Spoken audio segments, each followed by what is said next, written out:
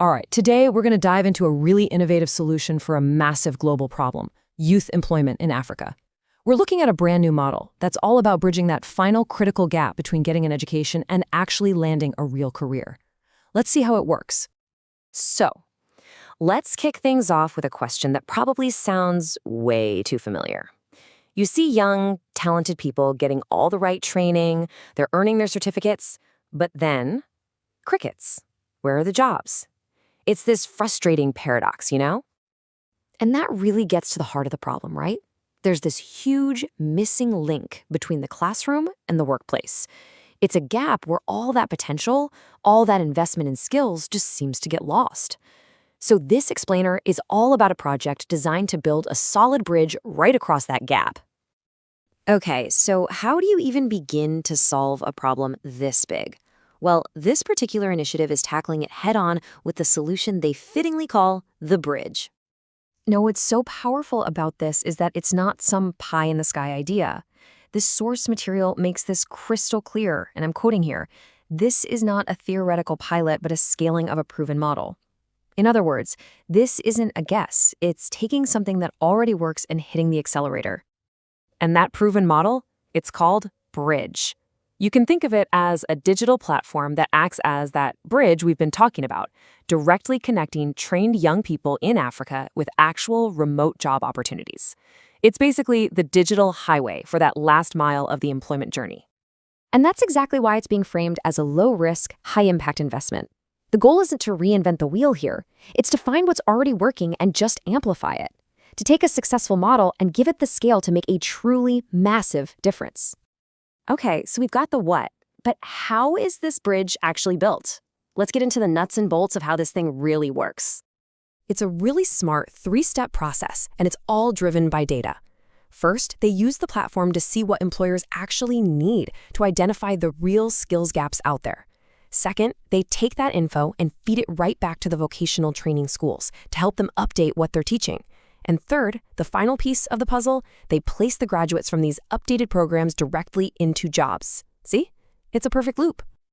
And the impact here, wow, it goes so much deeper than just one person getting one job. It actually leaves behind a measurable legacy. By helping to modernize the training content itself, it improves the entire educational system for the next wave of students, making sure what they learn is actually relevant in the real world. So let's zoom out for a second, because this isn't just about individual students or schools. The whole idea here is to make the entire ecosystem stronger. And what I find really fascinating here is the philosophy behind it. It's a very deliberate shift away from the usual models that are all about private gain. Instead, the entire goal is to create ecosystem-wide benefits, public goods that lift everybody up together. And they create these public goods by teaming up with some heavy hitters. We're talking about organizations like Business Africa and the International Organization of Employers, or IOE.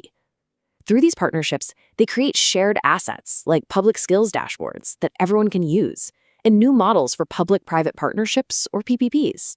It's all about collaboration. I mean, getting the endorsement of the International Organization of Employers, that's a massive deal. That's not just a logo on a poster. It gives them instant credibility.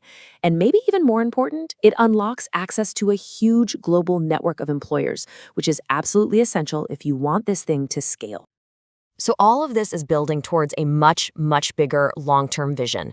Let's take a look at what that sustainable digital future is supposed to look like. So vision number one is to create a self-sustaining employment infrastructure.